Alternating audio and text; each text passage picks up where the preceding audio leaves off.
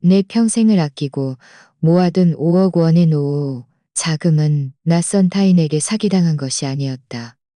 내 친딸이 내가 잠든 틈을 다 직접 이체해버린 돈이었다.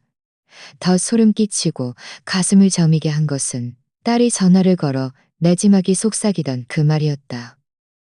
엄마, 돈은 보냈어요. 집은 이틀만 더 기다려요.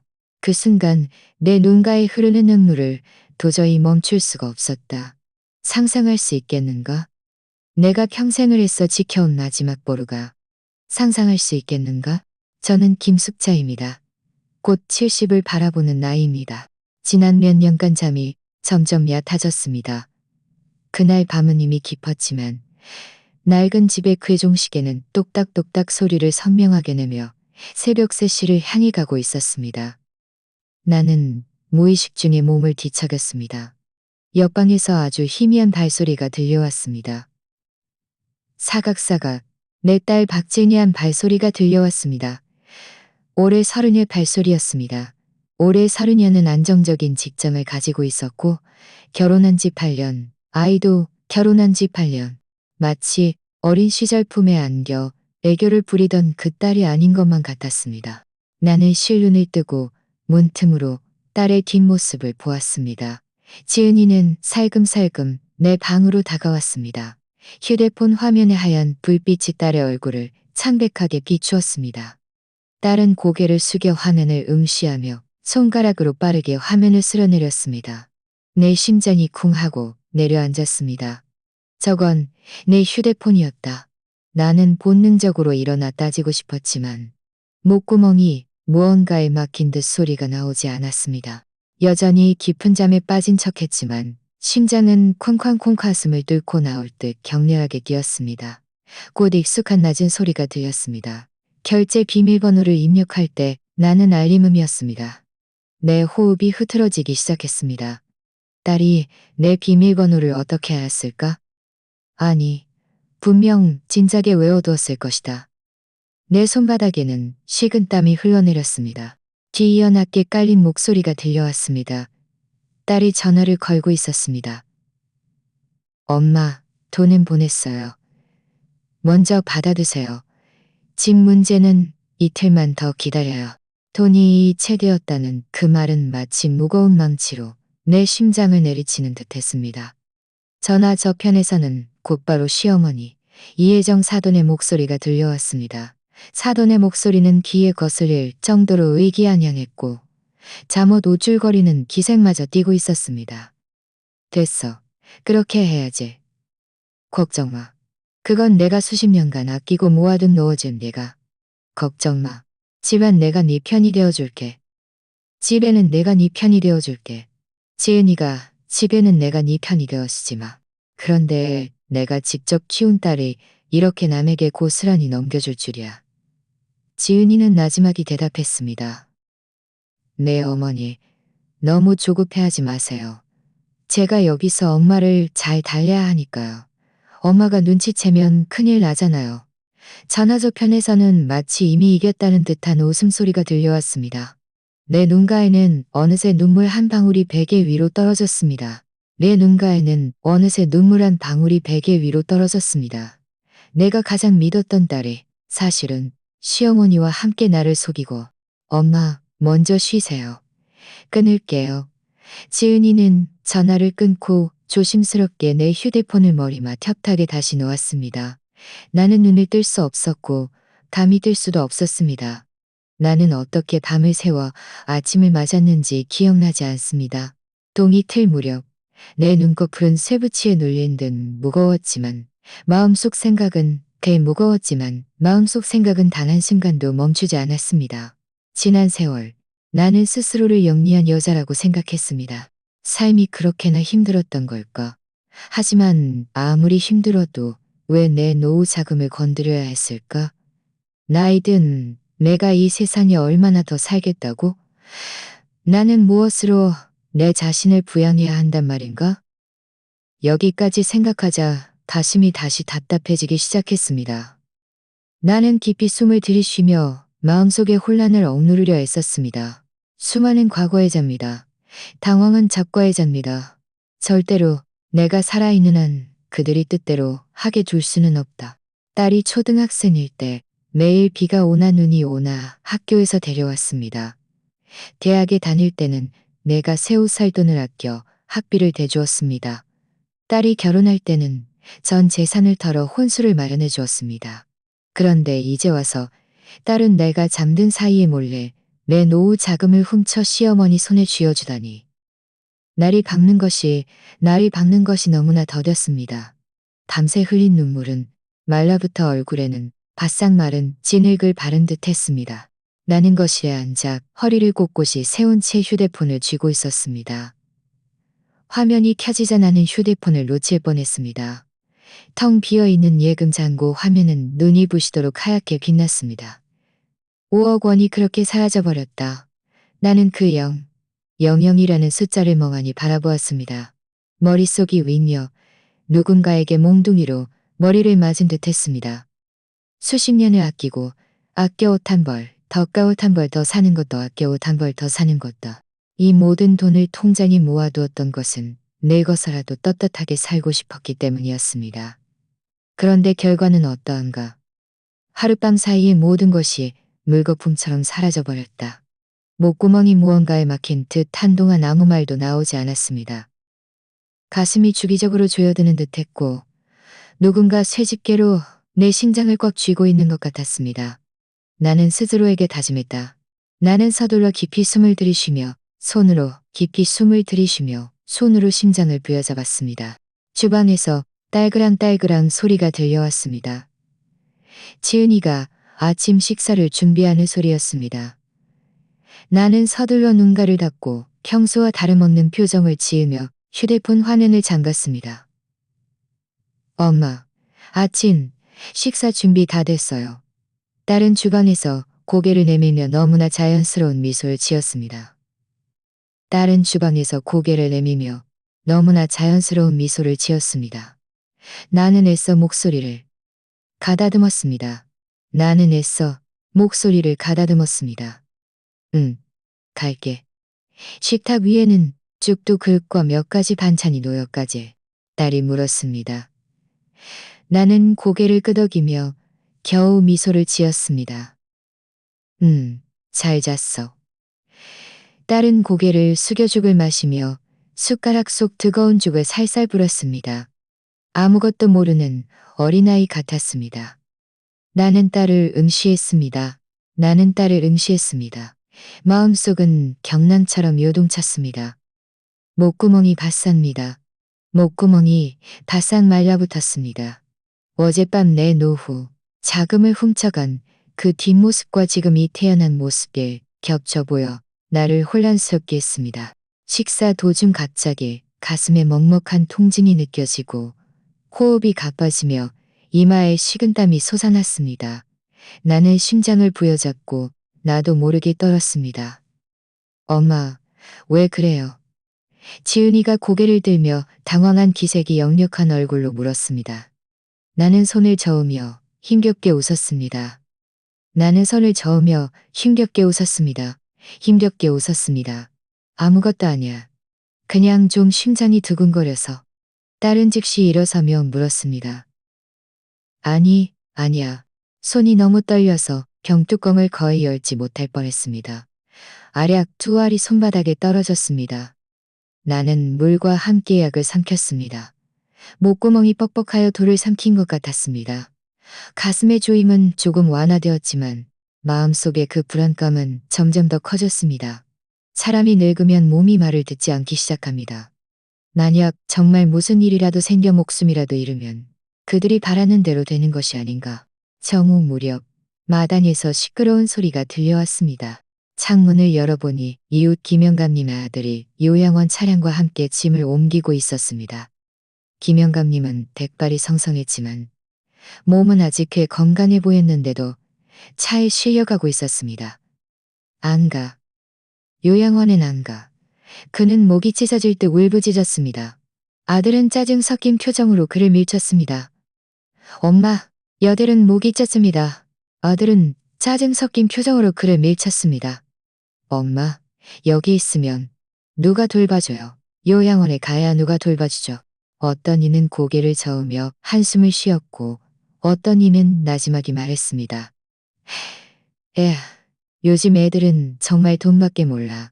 나는 창가에 얼어붙은 데 서서 두 손으로 창틀을 꽉 움켜쥐었습니다. 가슴이 다시 주기적으로 답답해지며 마치 차가운 바람이 심장 속으로 불어오는 듯했습니다. 김영감님의 눈물이 마치 내 눈에서 흘러나오는 것 같았습니다. 그의 처지가 어찌 내 미래의 그림자가 아니겠는가. 나는 창문을 닫아칩니다. 5억 원이 그렇게 시어머니에게 이체되었고 그들은 아직 집까지 넘보고 있었다. 나는 구석에 놓인 빛바랜 가족 사진을 바라보았습니다. 사진 속에 나는 환하게 웃고 있었고 옆에는 아직 젊은 남편이, 품 안에는 갓 태어난 지은이가 있었습니다. 그때의 나는 수십 년 후 딸이 남과 40년을 수십 년을 수십 년으로 들 것이라고 나를 속이려 들 것이라고 내는 사진 속에 웃는 얼굴은 점점 쫓아하지 못했습니다. 내 눈앞은 촉촉해졌습니다. 나는 더 이상 생각할 엄두가 나지 않았습니다.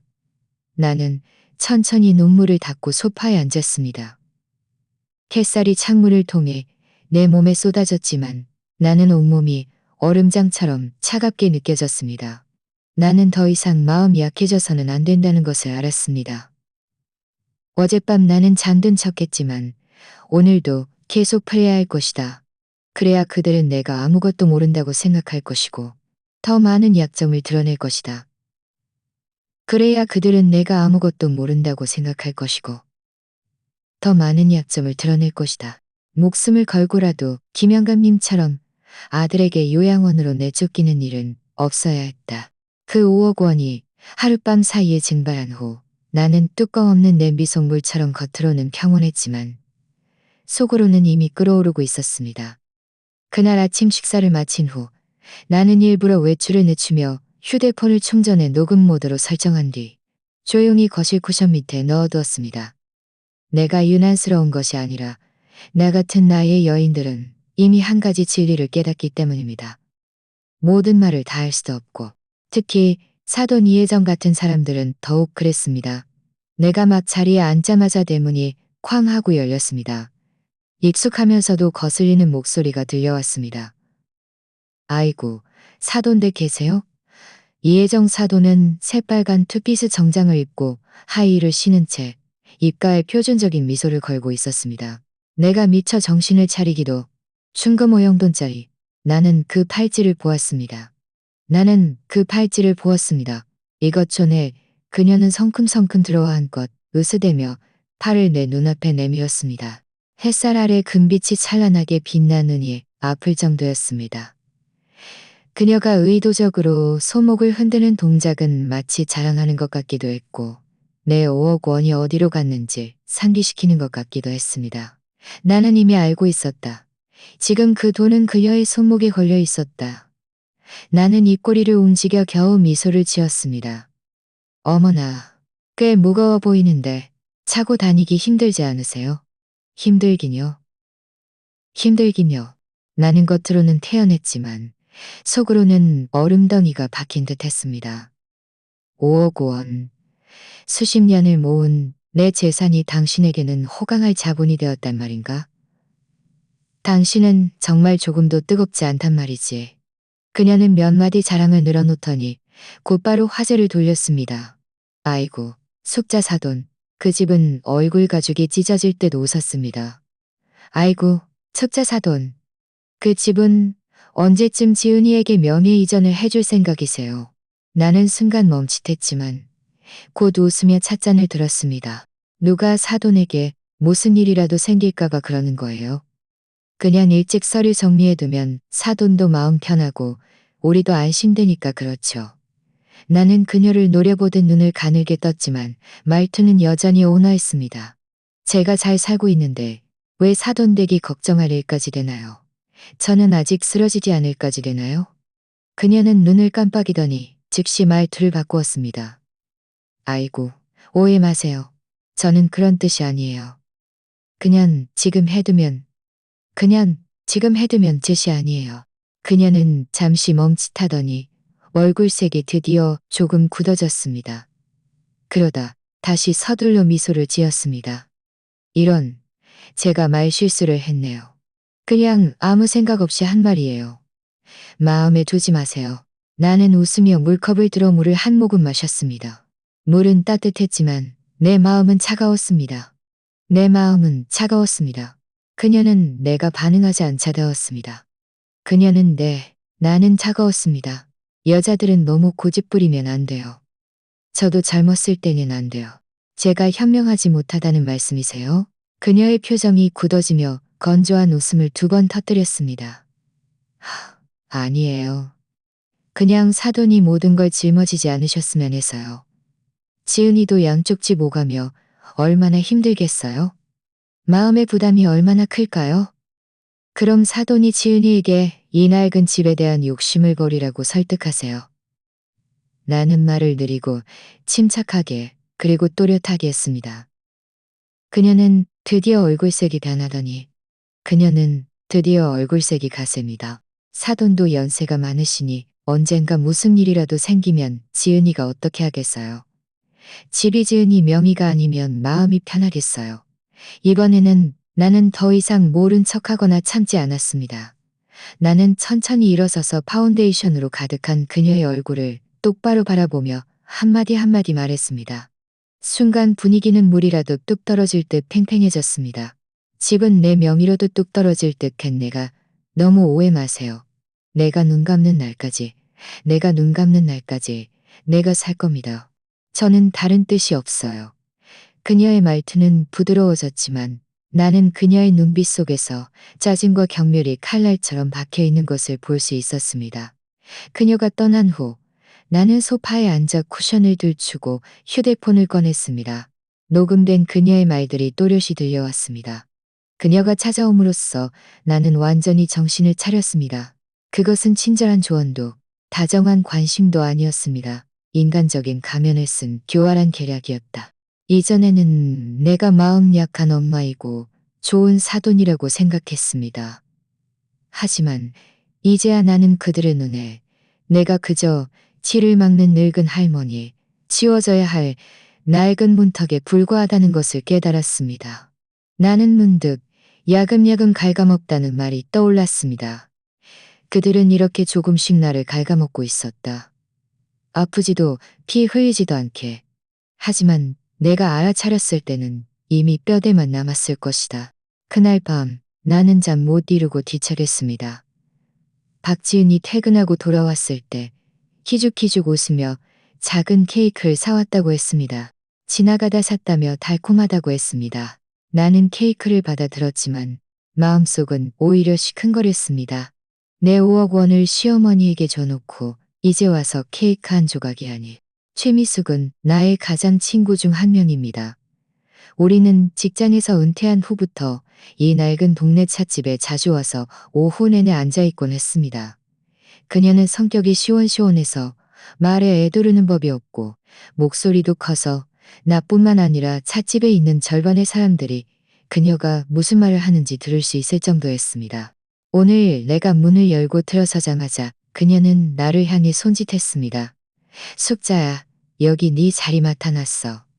나는 앉자마자 가방을 내려놓기도 전에 그녀는 눈을 가늘게 뜨고 나를 살폈습니다.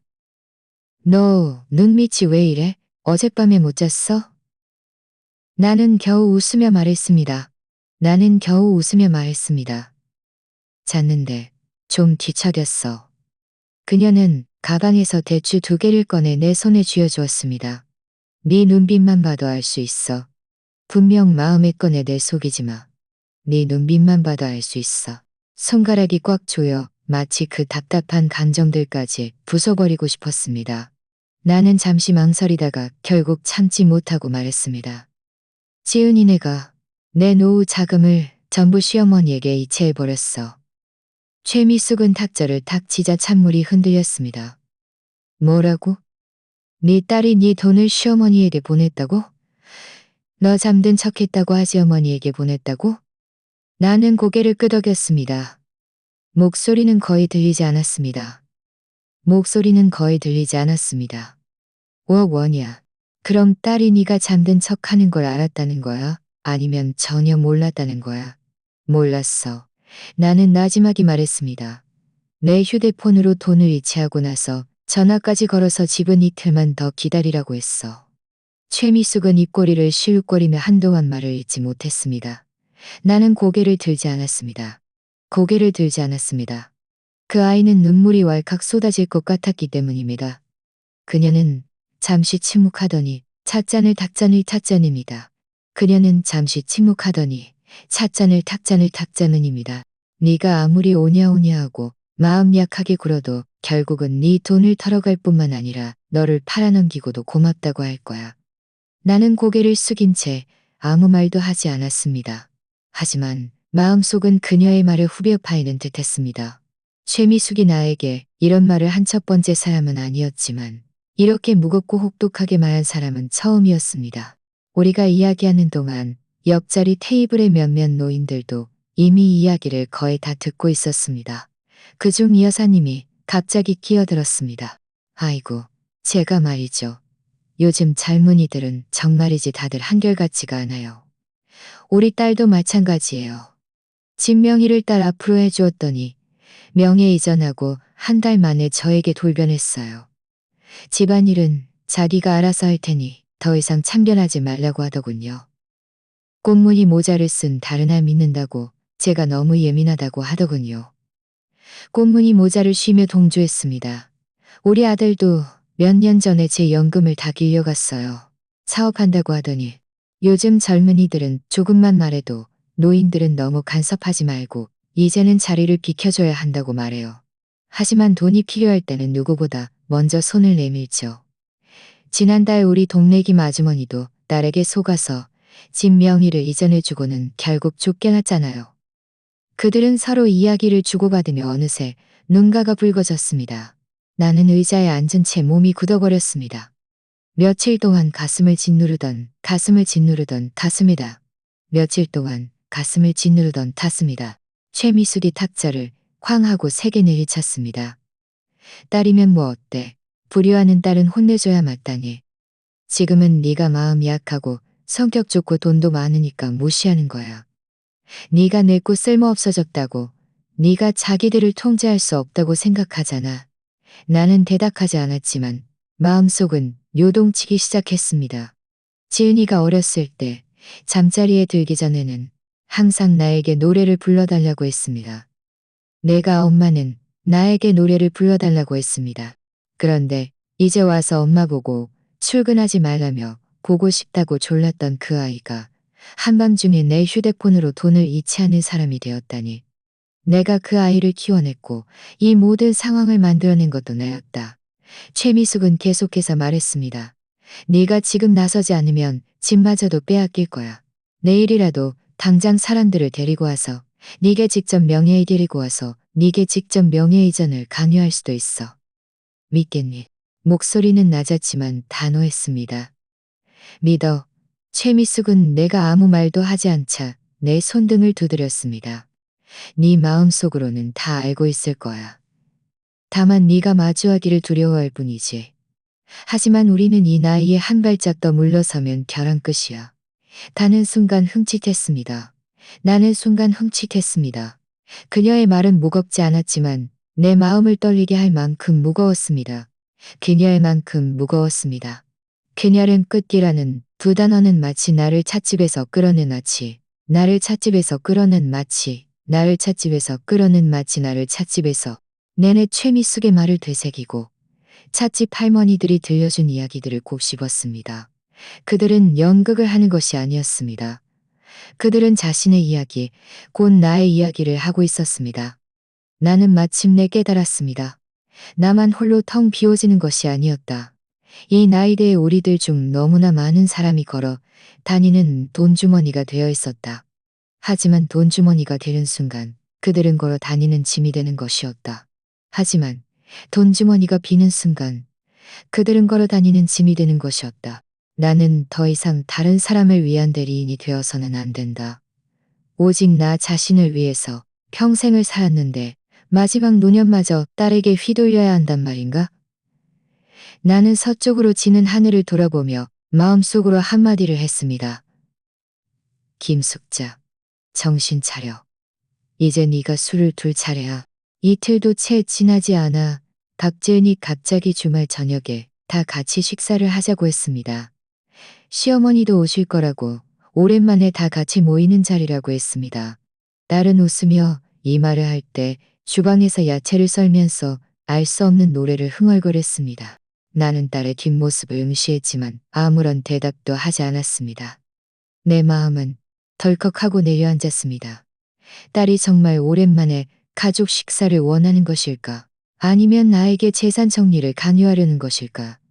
나는 너무나 잘 알고 있었습니다. 나는 너무나 잘 알고 있었습니다. 나는 거절하지 않았습니다. 오히려 오랫동안 입지 않았던 고급스러운 개량 한복을 꺼내 입었습니다. 머리도 곱게 말고 화장도 살짝 했습니다. 그들이 내가 늙었습니다.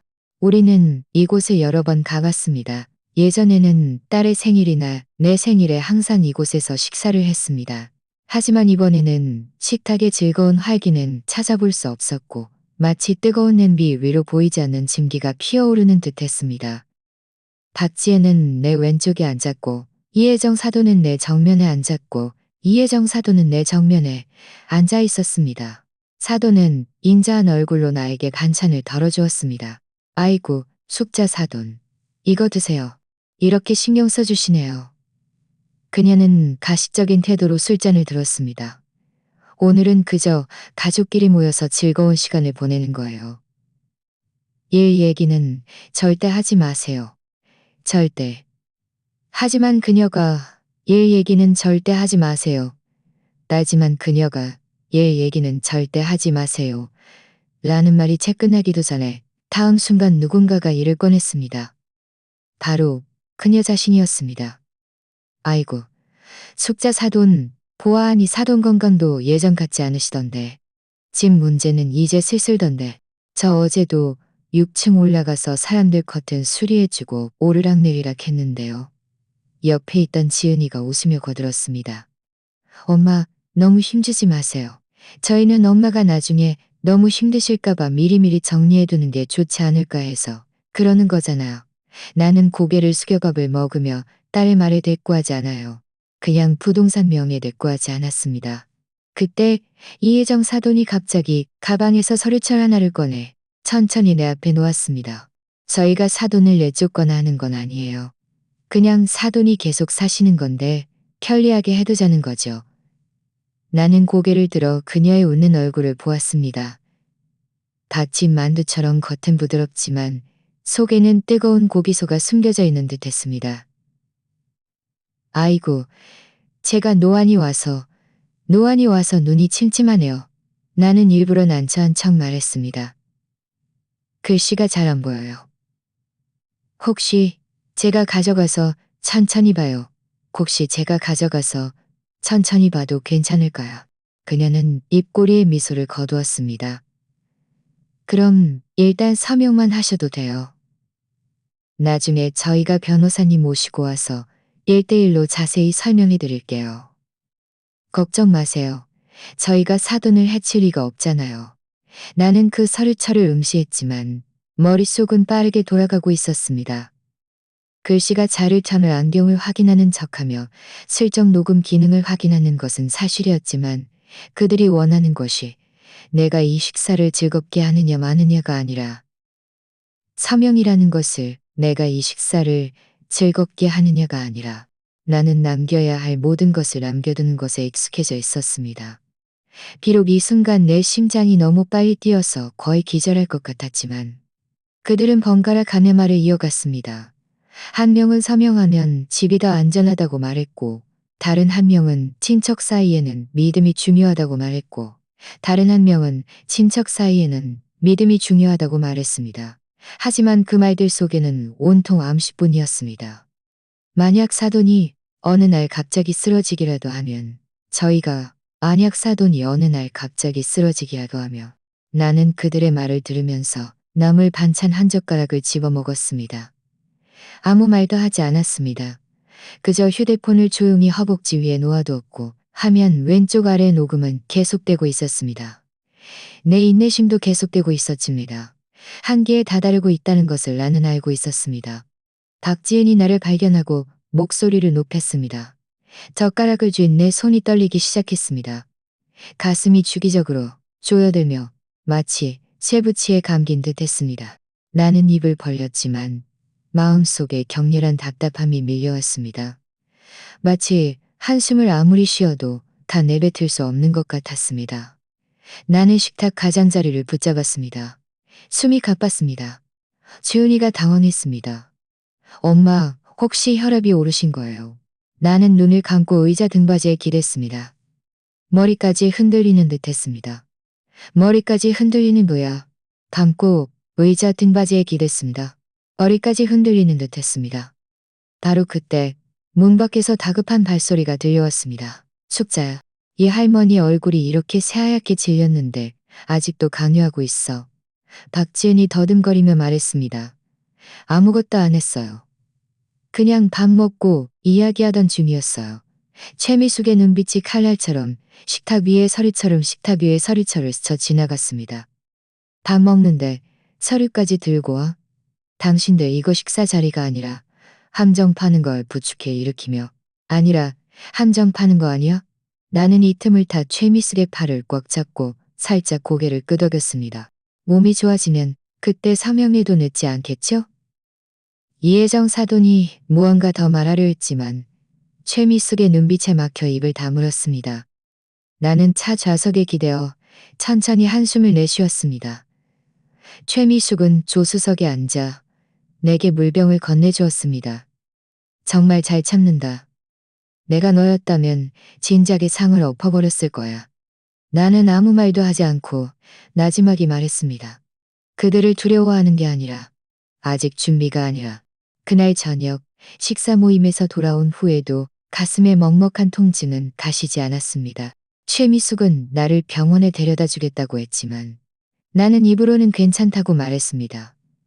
하지만 속으로는 더 이상 미루다가는 만약 정말 숨이라도 제대로 쉬지 못하게 되면 나를 기다리는 것은 그 명예 이전 위임장에 번듯하게 찍힐 또장뿐이라는 생각이 들었습니다. 다음 날 아침 일찍 다음 날을 끌고 가곡 병원으로 가서 검사를 받게 했습니다. 병원 복도는 온통 하얀색이었고 내 차례가 되어 심전도 검사 침대에 누웠을 때 차가운 전극 패드가 가슴에 붙었고 삐빅 삐빅하는 소리가 내 심장 박동 소리까지 증폭시키는 듯 했습니다. 나는 의사 사무실에 앉았습니다. 의사는 40살쯤 되어 보이는 남자였는데 안경을 살쯤 되어 보이는 남자였는데 안경을 깊이 찌푸린 채 손가락으로 병력을 깊이 찌푸린 채 경력을 깊이 찌푸린 채 김숙자 어르신. 그가 말했습니다. 저는 그냥 가끔 심장이 두근거리는 정도인데요. 그는 안경을 고쳤으며 조심스러운 어조로 말했습니다. 부정맥이 비교적 심하고 혈압도 높으십니다. 만약 다시 어떤 자극을 갖게 되면 급성 후유증을 유발할 수 있으며 그 결과는 감당하기 어려울 수 있으며 그 결과는 그 자리에 얼어붙었고 귓가에는 윙 하는 소리가 울렸습니다. 어르신, 혹시 최근에 정서적인 스트레스가 많으셨습니다. 네, 저는 스트레스가 너무 심해서 밤에 잠을 잘 때도 잠든 척해야 해요. 혹시라도 제가 뒤척이다가 온 집안이 와르르 무너질까봐 두렵거든요. 하지만 이런 이야기들을 의사에게 말할 수 있을까? 나는 그저 쓴웃음을 지으며 고개를 끄덕였습니다. 사람이 늙으면 다들 걱정거리가 좀 있죠. 거는 다들 걱정거리가 좀 있죠. 그는 한숨을 쉬며 목소리를 권고하지 않으시기를 권고합니다. 어르신께서는 감정적인 격동을 반드시 피하셔야 합니다. 과도하게 걱정이라는 네 글자가 내 머릿속을 맴돌았습니다. 의사는 쉽게 말했지만 집안일을 어떻게 걱정하지 않을 수 있겠는가. 진찰실에서 나와 나는 대기실 의자에 앉았습니다. 대기실은 지팡이를 짚은 노인들, 링거를 맞은 노인들, 그리고 혼자 앉아 텅 빈 눈빛을 한 노인들로 가득했습니다. 나는 그들을 보며 마음이 돌덩이를 얹은 듯 무거웠습니다. 그들 한 명이 모두 내 미래의 그림자였다. 만약 어느 날 내가 정말 병원 복도에 쓰러진다면 그 5억 원은 이미 사라졌고 집마저 그들이 명예 이전을 해버린다면 나는 마지막 숨을 내쉴 때까지도 억울함을 품고 있을 것이다. 여기까지 생각하자 내 손바닥은 식은땀으로 축축해졌습니다. 바로 그때 휴대폰이 울렸고 화면에 박지은의 짐이에요. 아무 일도 없습니다. 아무 일도 없습니다. 달이 나를 걱정하는 줄 알았습니다. 하지만 전화는 줄 알았습니다. 하지만 전화를 받자 들려온 것입니다. 내 심장이 다시 쿵 하고 내려앉았습니다. 나는 참으며 아무 소리도 내지 않았습니다. 딸은 계속해서 말했습니다. 엄마 몸이 안 좋은 건 그렇다 쳐도 제가 휴가까지 내서 모시고 다녀야 하잖아요. 만약 정말 무슨 일이라도 생기면 제가 어떻게 해야 해요? 제가 시댁에서 고개도 못 들게 하고 싶은 거예요? 나는 휴대폰을 꽉 쥐어 손가락이 하얗게 변할 정도였습니다. 의사는 방금 내가 정서적인 자극은 내가 정서적인 자극 내가 정서적인 자극은 내가 의사는 방금 내가 정서적인 자극은 내가 정서적인 자극은 내가 나는 애써 목소리를 평온하게 유지했습니다. 나 혼자 돌아갈게. 너 휴가 낼 필요 없어. 딸은 잠시 멈칫하더니 말투가 조금 부드러워졌습니다. 그럼 조심해서 와. 나 회의가 있어서. 전화가 끊기자 내 눈물이 결국 참지 못하고 흘러내렸습니다. 나는 그렇게 대기실 의자에 앉아 오가는 환자들을 바라보았습니다. 하지만 딸은 잊은 모양이었습니다. 마치 영혼이 빠져나간 듯한 기분이었습니다. 딸은 내 몸이 좋지 않다는 것을 모르는 것입니다. 이 집은 내가 홀로 지탱해 온 것이라는 것을. 딸이 먹었던 밥 한 숟가락, 다녔던 학교 교육, 그 어느 것 하나 내가 아껴 모은 돈으로 마련되지 않은 것이 있었던가.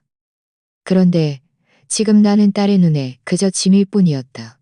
나는 눈을 감았습니다. 눈물이 뺨을 타고 흘러내렸지만 나는 버텨야 했다. 마음속에는 전례 없는 냉철함이 솟아올랐습니다. 나는 쓰러져서는 안 된다. 내가 한번 쓰러지면 목숨뿐만 아니라 돈도. 최미숙이 나를 데리러 왔을 때 내 초췌한 모습을 보고 한숨을 쉬었습니다. 의사 선생님은 뭐라고 하셔? 나는 간략하게 상황을 설명했고 그녀의 얼굴은 침울해졌습니다. 그 말은 네가 다시 자극을 받으면 큰일이 생길 수도 있다는 거잖아. 그럼 더 조심해야지. 네가 정말 쓰러지면 거잖아. 그들이 가장 먼저 할 일은 분명 네 서랍을 뒤져서 집문서를 찾는 것일 거야. 그래서 나는 더 조심하고 더 냉정해야 해. 최미숙은 잠시 침묵하더니 갑자기 내 손을 잡았습니다. 숙자야, 꼭 기억해. 너는 방법이 없는 사람이 아니야. 그저 너무 마음이 약할 뿐이었어. 하지만 지금 네가 아직도 마음이 약하다면 그건 목숨을 내놓는 것과 같아. 나는 그녀를 바라보았습니다. 그녀의 눈가에는 눈물이 고였지만 동시에 단단한 기운이 서서히 솟아오르고 있었습니다. 알았어. 의사의 경고는 내 몸이 한번 무너지면 모든 것이 끝이라는 것을 분명히 보여주었습니다. 딸의 원망은 아무리 사랑해도 딸이 내 노년을 지켜주지 않을 것이라는 것을 깨닫게 했습니다. 돈과 집은 내 목숨이다. 나는 그들보다 더 냉정하고 더 독해져야 한다. 오늘부터 내 목숨, 내 돈, 내 집을 함께 지켜낼 것이다. 그날 이후 내 마음속에는 늘 커다란 돌덩이가 놓여 있었습니다. 의사의 경고와 딸의 원망은 나를 완전히 깨어나게 했습니다. 더 이상 미룰 수 없었습니다. 하지만 문제는 나이든 내가 무엇을 할 수 있겠느냐는 것이었습니다. 그들은 젊고 손이 빠르며 말솜씨도 좋았고 나는 법에 대해 아무것도 몰랐습니다. 정말 정면으로 맞붙는다면 나는 상대가 되지 않을 것이었습니다. 내가 초조해하고 있을 때 아파트 단지에 공고문 하나가 붙었습니다. 주민센터에서 노년층 재산 및 법률 보호 강조를 개최한다는 내용이었습니다. 그런데 이번에는 왠지 모르게 한번 가봐야겠다는 충동이었습니다. 나는 그 종이를 한참 동안 쳐다보았습니다. 평소 같으면 이런 행사는 그저 시끄러운 행사는 방은 크지 않았지만 노인들로 가득했습니다. 어떤 이는 지팡이를 짚고 어떤 이는 보행기를 밀고 왔으며 몇몇 젊은이들은 부모님을 모시고 왔습니다. 벽에는 노인 재산 안전을 법률로 지킵시다라는 현수막이 걸려 있었습니다. 단상이는 40살쯤 되어 보이는 남자가 정장을 입고 침착한 표정으로 침착한 표정으로 서 있었습니다. 그의 목소리는 남자가 정장을 입고 침착한 표정으로 서 있었습니다. 그는 자신을 한법률사라고 소개하며 시내의 한법률사며 그는 수많은 사례를 이야기했습니다. 노인들이 친척을 믿었다가 집을 사기당하고 자녀들이 부모의 노후, 자금을 가로채는 일, 심지어 병상에서 강제로 서명하게 하는 경우까지. 이 이야기들을 들으면서 내 가슴은 주기적으로 답답해졌습니다. 그 사람들이 바로 내가 아닌가? 나는 두 손을 꽉 쥐어 손톱이 손바닥에 파고들었습니다.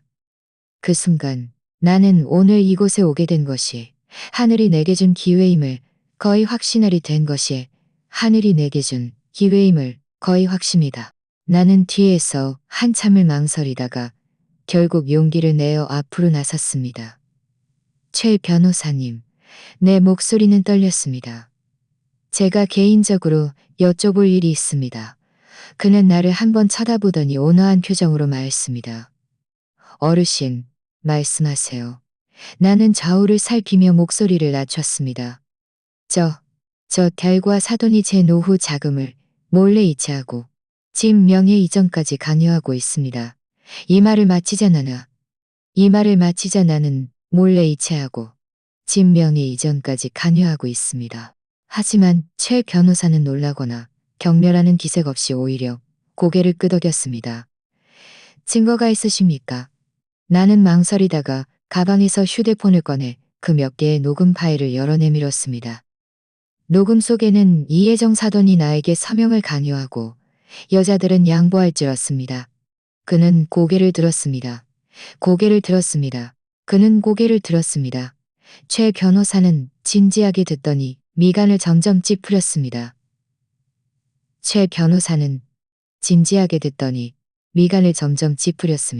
이 말들은 그들에게 부당한 의도가 있었다는 것을 증명하기에 충분합니다. 내 손바닥에는 식은땀이 흘렀습니다.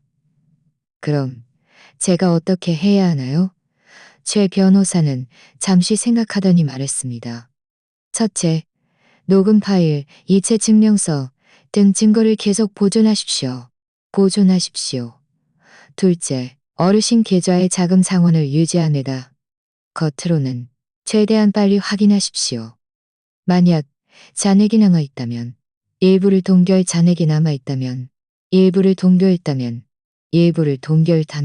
나는 고개를 끄덕이며 들었습니다. 마음속이 뜨거워지는 것 같았습니다. 이 며칠 동안 나는 고립되어 있었는데 처음으로 누군가가 내가 완전히 무력하지 않다고 말해주었습니다. 어르신, 최 변호사가 이어서 말했습니다. 다른 재산은 없으십니다. 예를 들어 유언장이나 없으십니까? 다른 재산은 없으십니까? 그 안에 무엇이 들어있는지도 알지 못했습니다. 나는 순간 멈칫했습니다. 남편이 돌아가시기 전에 분명 금고를 하나 든 곳. 옷장 밑에 금고 하나가 있습니다. 최 변호사는 고개를 끄덕였습니다. 돌아가셔서 한번 살펴보세요. 유용할 수도 있습니다. 그날 집으로 돌아와 내 마음은 갈팡질팡했습니다.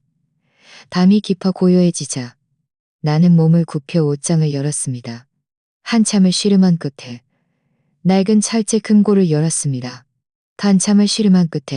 낡은 철제 금고를 끄집어냈습니다. 내가 낡은 사진 몇 번, 베개 밑에 숨겨두었던 열쇠를 떨리는 손으로 구멍에 꽂아 넣었습니다. 봉투 위에는 남편의 글씨로 숙자 여보에게라고 쓰여 있었습니다. 나는 얼어붙은 채 떨리는 손으로 봉투를 찢었습니다. 안에는 인쇄된 유언장이 들어 있었습니다. 그 위에는 명의로 된 부동산 및 노후, 자금은 오직 김숙자의 노후 생활을 위해 사용될 것이며 다른 용도로 전용될 수 없고 나는 그가 아무것도 남기지 않았다고 누구도 어떤 이유로든 강요하거나 유도하여 양도하게 할 수 없다고 또렷하게 적혀 있었습니다. 하지만 알고 보니 그는 이미 나를 위해 모든 것을 준비해 두었던 것입니다. 나는 그 유언장을 안고 마음속에 처음으로 안정감을 느꼈습니다. 다음 날 나는 유언장을 들고 주민센터로 가서 최 변호사에게 조용히 보여주었습니다. 그는 유언장을 다여주었습니다. 그는 유언장을 다 읽고 나더니 전보다 더 단호한 어조로 말했습니다. 어르신, 어르신을, 이건 매우 중요한 서류입니다. 어르신의 녹음 파일과, 어르신의 녹음 파일과, 어르신의 녹음 파일과 내 목구멍이 메었습니다. 내 목구멍이 메었습니다. 나는 고개를 끄덕였고 눈물이 걷잡을 수 없이 흘러내렸습니다. 여보, 당신은 이제 없지만 여전히 나를 지켜주고 있군요. 그 순간 나는 한 가지를 깨달았습니다. 이 싸움에서 나는 혼자 고군분투하는 것이 아니었다. 내게는 증거가 있고 유언장이 있고 유언장이 있고 유언장이 있고 유언장이 있고 친구와 변호사도 있었다. 그들이 나를 속이려 해도 상관없었다. 나는 지금까지 잠든 척하며 바로 이 날을 기다리고 있었으니까. 그날 저녁 박지은이 퇴근하고 돌아왔습니다. 하이힐을 벗어 문 앞에 던져두고 집으로 들어설 때 그녀는 아주 자연스럽게 웃었습니다. 엄마, 오늘 너무 바빠서 숨 쉴 틈도 없었어요. 나는 그 웃는 얼굴을 보며 마음속이 시큰거렸습니다. 과연 물어봐야 할까? 물어보면 어쩌면 관계가 틀어질 수도 있겠지만 더 이상 묻지 않으면 내 마음속의 답답함이 나를 짓누를 것이다. 무슨 일인데요? 내 마음속의 답답함이 나를 칩니다. 나는 나지막이 말했습니다. 지은아, 엄마가 너한테 솔직한 마음을 탈직한. 나는 딸을 응시하며 최대한 부드러운 어조로 말했습니다. 그날 밤 네가 엄마 돈을 가져갔니? 딸은 온몸에 전기가 통한 듯 했습니다. 손에 들고 있던 휴대폰을 놓칠 뻔했습니다. 몇 초간의 침묵 후 딸은 갑자기 눈물을 뚝뚝 흘렸습니다. 엄마, 아셨어요? 아셨어요? 얼른 숨이 넘어갈 뚝뚝 흘렸습니다. 저도 어쩔 수 없었어요. 딸은 어깨를 들썩이며 울었습니다. 내 가슴은 칼로 베인 듯 아팠습니다. 네가 어쩔 수 없었다고? 네가 어쩔 수 없었다고? 제가 시댁에서 얼마나 힘들었는지 엄마는 그들이 저를 어떻게 보는지 아세요? 제가 아무것도 내놓지 못한다고 제가 시집 왔을 때 시댁에 아무것도 해온 게 없다고 말해요. 나는 멍하니 딸을 바라보았습니다. 딸은 눈물을 닦으며 계속해서 말했습니다. 남편도 직장이 평범하고 집산이 평범하고 집 살 돈이 좀 부족했어요. 시어머니는 매일 저를 노려보며 제가 뭔가 내놓지 못하면 우리 집안 체면을 깎아내린다고 할 거예요. 알고 보니 딸은 시댁에서 고개를 들기 위해 나를 텅 비게 만들기를 서슴지 않았던 것이다. 나는 목소리를 억누르며 말했습니다. 네가 고개를 들었을지 몰라도 나는 어떡하니? 내가 늙어서 돈도 없고 집도 없으면 나는 누구에게 의지해야 해? 나는 누구에게 의지해야 해? 너는 누구에게 의지해야 해? 나는 누구에게 의지해야 해? 너는 생각해 본 적 있니? 딸은 한참을 울다가 결국 고개를 들었습니다. 목소리는 큰 느낌에 막혔습니다. 나는 멍하니 있었습니다. 엄마는 아세요? 딸은 손가락으로 소파 가장자리를 꽉 쥐어 손가락이 하얗게 변했습니다. 결혼한 지 몇 년 동안 저는 단 한 번도 그 집안의 일원으로 인정받지 못했어요. 시어머니는 매번 우리 집이 아들 덕분에 집을 샀다고 말하면서 은근히 저를 노려봤어요. 제가 아무것도 내놓지 못한다는 뜻이었죠. 남편은 시어머니 앞에서는 한마디도 토를 달지 못했고요. 언젠가 시어머니가 친척들 앞에서 제가 시집에 돈을 가져오기는커녕 짐이 되었다고 말할까 봐요. 남편까지 저를 싫어하게 될까 봐요. 엄마, 그런 기분 아세요? 엄마는 제가 창피하다고 생각하겠지만 그들 눈에는 우리 집안이 창피한 거예요. 내 심장이 찌릿하게 아팠습니다. 딸은 계속해서 말했습니다. 알은 계속해서 말했습니다. 엄마는 엄마에게 노후 자금이지만 그들 눈에는 제가 시댁에서 설 수 있는 발판이에요. 나는 딸을 한참 동안 응시했지만 아무 말도 하지 못했습니다. 딸은 흐느끼며 덧붙였습니다. 제가 이렇게 한 것이 엄마에게 죄송하다는 걸 알아요. 하지만 저에게는 다른 선택지가 없었어요. 엄마는 늙으셨으니 그들은 엄마가 체면이 있든 없든 상관없어요. 그들은 그저 제가 뭔가를 내놓을 속은 경남처럼 요동쳤습니다. 그들은 그저 제가 빈손이면 이리저리 차일 거예요. 엄마, 저는 그렇게 비참하게 껴요.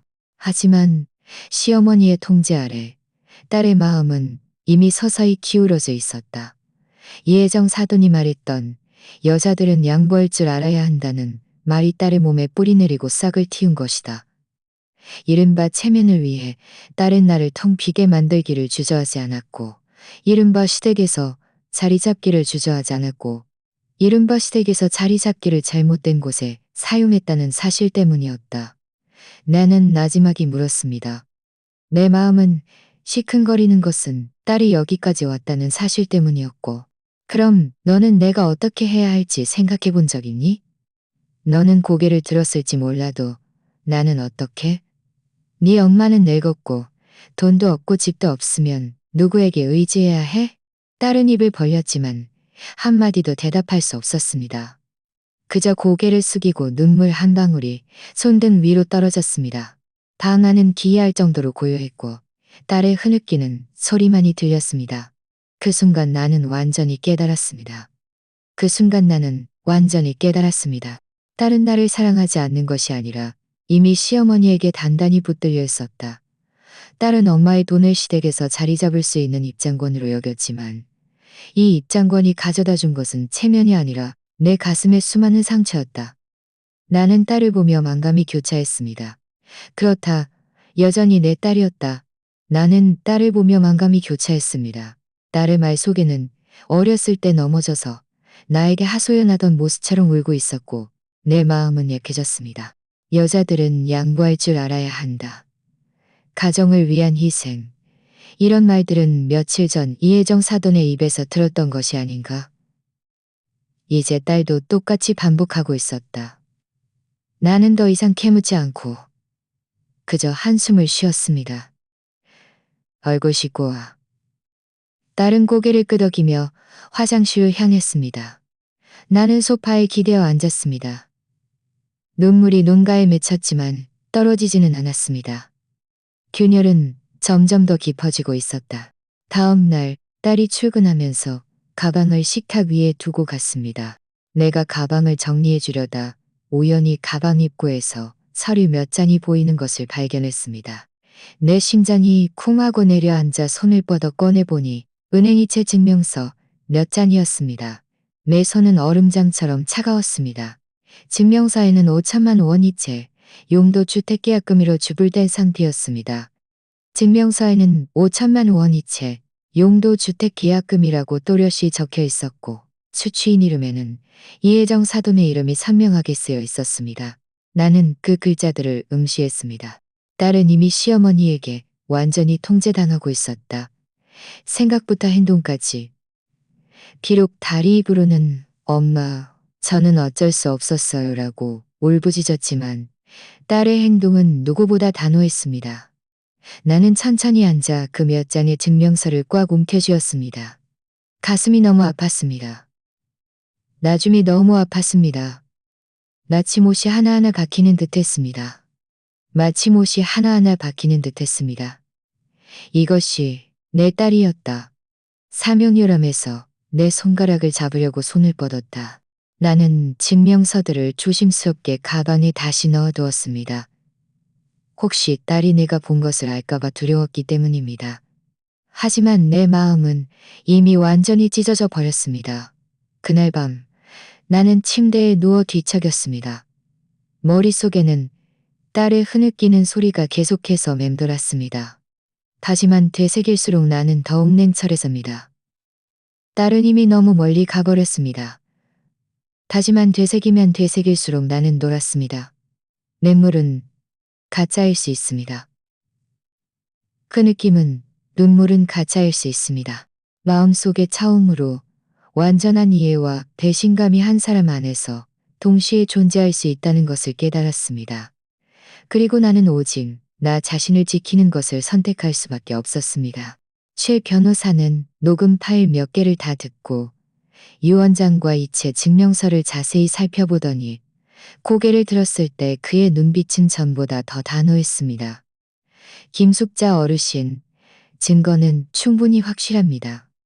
저희는 먼저 법적 절차를 밟아 일부 계좌를 동결하여 그들이 계속해서 자금을 옮기는 것을 막을 수 있습니다.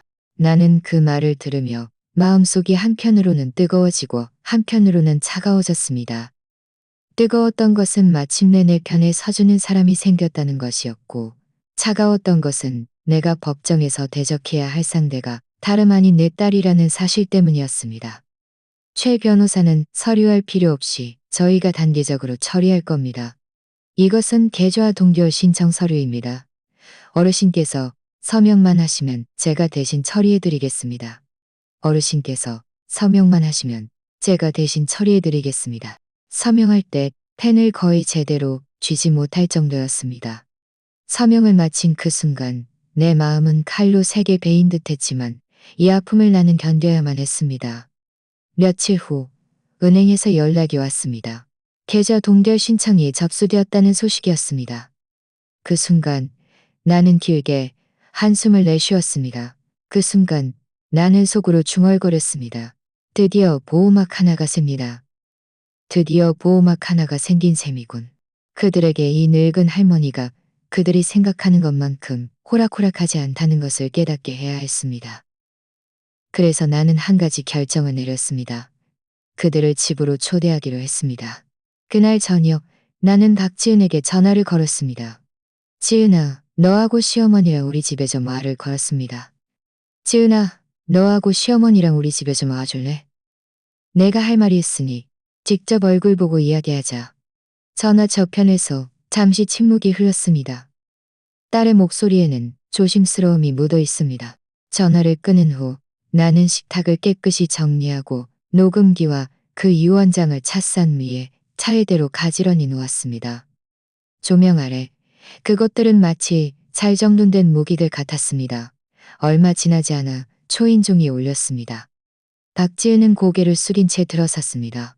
박지은은 고개를 숙인 채 들어섰습니다. 하지만 이혜정 사돈은 의기양양하게 웃으며 입을 열었습니다.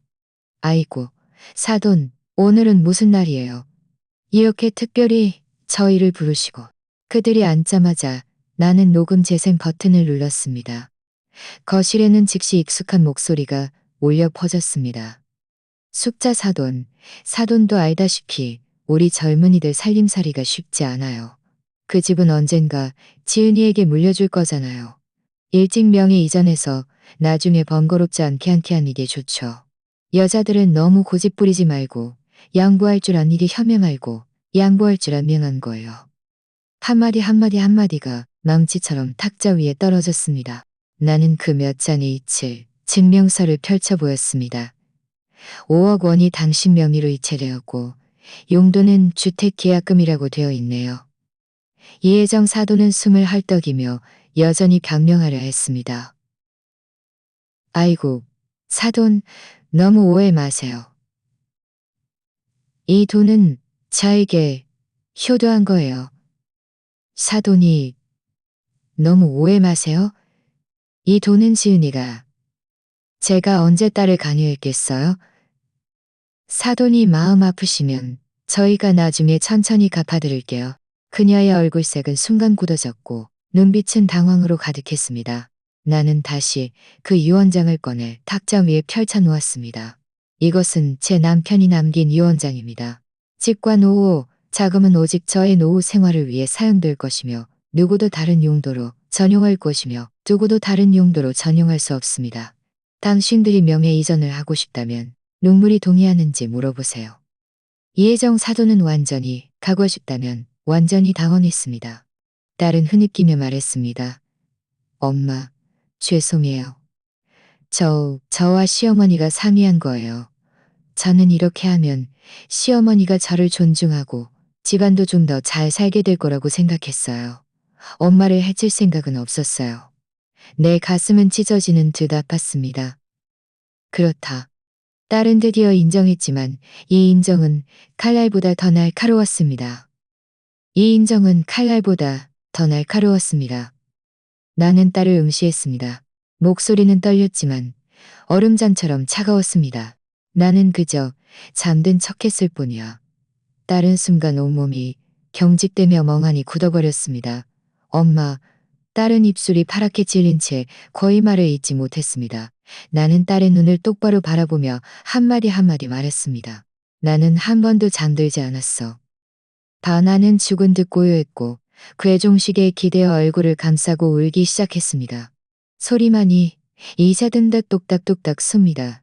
이혜정 사도는 고개를 숙여 더 이상 나를 쳐다보지 못했습니다. 마음속에는 수많은 감정들이 휘몰아쳤습니다. 아픈가, 아픈가, 아픈가, 아프다, 미운가, 밉다. 하지만 그보다 더 큰 것은 철저한 깨달음이었다. 혈육의 정은 별개의 문제이고 돈과 집은 내 목숨이다. 그들은 울고 애원할 수 있지만 나는 더 이상 물러설 수 없다. 한 발짝 물러서면 곧 낭떠러지다. 그날 밤 나는 마침내 잠든 척하는 위장을 벗어던지고 모든 무기를 식탁 위에 드러냈습니다. 그들을 해치려 했습니다.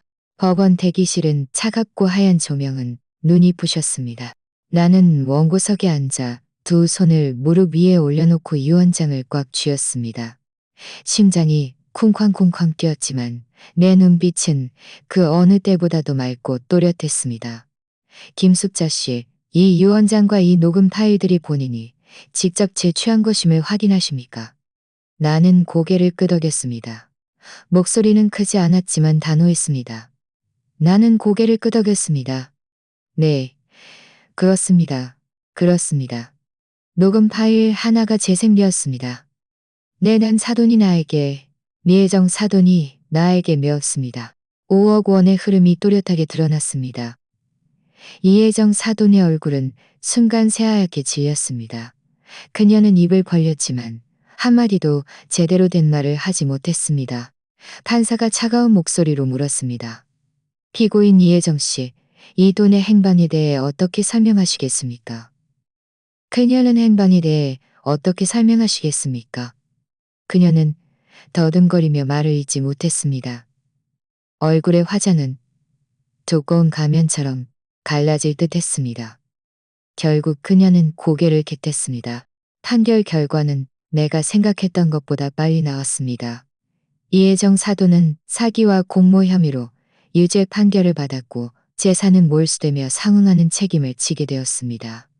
5억 원은 회수되었고 집은 여전히 내 명의로 남아 있었습니다. 나는 결과를 들었을 때 손가락이 떨렸고 눈가에 들었을 때 손가락이 떨렸고 눈가에 눈물이 맺혔지만 울지는 않았습니다. 그저 고개를 들어 길게 한숨을 내쉬었습니다. 이 한숨은 수년 동안 내쉬었습니다. 이 한숨을 내쉬었습니다. 엄마, 죄송해요. 제가 어리석었어요.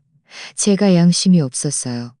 엄마를 해치려던 게 아니었어요. 저는 그저 다른 말을 잊지 못하고 눈물이 끊어진 진주알처럼 뚝뚝 떨어졌습니다. 나는 조용히 딸을 바라보았습니다. 아무 말도 하지 않았습니다. 내 가슴은 너무나 아팠습니다. 내 가슴은 너무나 아팠습니다. 나는 칠째까지도 내 뒷모습은 법원 입구에 굳게 박혔습니다. 딸은 내 친딸이었다. 4년간 피를 나누셨네. 평생을 잊을 수 없을 것이다. 나는 손을 뻗어 그저 침묵했습니다. 어떤 아픔은 말로 표현되는 것이 아니라 평생을 가는 것이기 때문입니다. 아파트 단지로 돌아오자 누가 소문을 냈는지 이웃들이 수군거렸습니다. 내가 집과 돈을 지켜냈다고, 내가 전설적이라고 말했습니다. 어떤 이는 김숙자 씨 정말 대단해 라며 부러워했고 어떤 이는 나도 저렇게 강단이 있었습니다. 아들에게 텅 비워지지 않았을 텐데 나는 이 말들을 들으면습니다. 나는 이 말들에 텅 비워지지 않았을 텐데 나는 이 말들을 키웠습니다. 하지만 그 대가는 딸과의 관계가 영원히 예전으로 돌아갈 수 없다는 것이었다. 며칠 후 나와 최미숙은 다시 낡은 찻집에 앉았습니다. 그녀는 한숨을 쉬었습니다. 네 딸이 안타깝다. 나는 한참 동안 침묵하다가 천천히 입을 열었습니다. 그 아이는 내 딸이 알았습니다. 그 아이는 내 딸이 열었습니다. 내 딸이야는 내 딸이야. 평생 마음 아프지 않을 수는 없을 거야. 하지만 돈과 집은 내 목숨이나 마찬가지야. 내가 없으면 딸은 더 아무것도 없을 테니까. 나는 노후 자금의 일부를 노후 신탁으로 만들 생각이야. 그러면 누가 무슨 꼼꼼이를 품든 손댈 수 없을 테니까. 최미숙은 잠시 멈칫하더니 이내 손뼉을 쳤습니다. 맞아. 그게 현명한 방법이지. 네가 돈을 남겨두는 것은 그들을 막기 위함이기도 하지만 무엇보다 너 자신을 위함이기도 하지만 무엇보다 너 자신을 위한 모금 마셨습니다. 나는 차를 한 모금 마셨습니다. 마음속에는 서서히 안도감이 피어올랐습니다. 지난 세월, 나는 늘 내가 지난 세월. 나는 무엇보다 먼저 나 자신의 버팀목이 되어야 한다는 것을. 김숙자는 딸이 한밤중에 휴대폰을 가져가 5억 원의 노후 자금을 이체하는 것을 또렷이 들었습니다. 딸은 나지막이 진면미도 하루빨리 이전해야 한다고 속삭였습니다.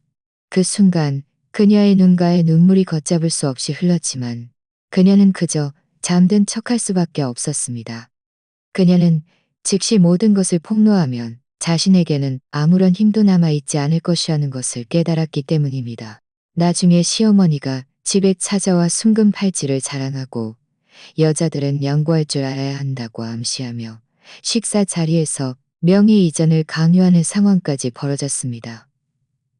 그녀의 가슴은 답답해져 거의 쓰러질 뻔했습니다. 병원에서 의사는 다시 자극을 받으면 생명이 위험할 수 있다는 했습니다. 그녀는 녹음 파일과 이로 인해 그녀는 생명이 위험할 수 있다는 말을 했습니다. 이로 인해 그녀는 돈과 집마저 지키지 못하면 아무것도 남지 않는다는 것을. 더 중요했던 것은 그녀가 남편이 생전에 남긴 유언장을 찾아냈다는 것입니다. 그 유언장에는 집과 노후 자금은 오직 그녀의 노후 생활을 위해서만 사용되어야 하며 다른 용도로 전용될 수 없다고 명시되어 있었습니다. 그날 밤 그녀는 마침내 딸과 시어머니 앞에서 증거들을 내밀며 차갑게 한마디를 내뱉었습니다. 나는 한 번도 잠들지 않았어. 이것은 그녀의 냉철함이자 그녀의 냉철함이자. 하지만 그녀를 아는 모든 사람들은 그 이면에 얼마나 큰 심통, 마음의 고통, 그리고 배신감이 뒤섞여 있었는지 알고 있습니다. 그녀는 눈물도 흘렸고 마음 약해지기도 했습니다. 하지만 결국 그녀는 일어서서 자신을 위해 스스로 결정했습니다.